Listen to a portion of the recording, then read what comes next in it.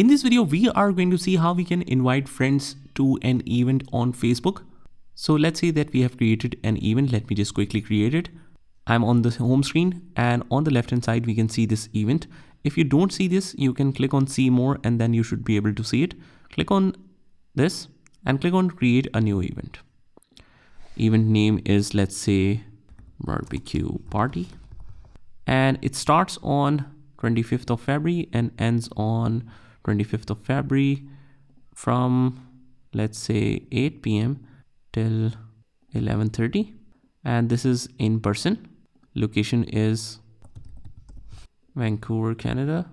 And who can see it? Let's say a group of members, private or public. Let me set it to public, and you can write all the details about it and quickly create the event.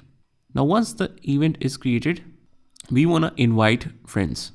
So all you have to do is just click on the top right hand corner and click on this invite button. We just select that, and from here you can directly find the suggested friends or all friends on Facebook, and you can send them invites one by one. You can send up to 500 invites, and you can also forward it to your group, events you hosted, and so on. And that is all you have to do. I hope you found this video helpful, and if you did, hit the like button and subscribe to our channel, and I will see you in the next one.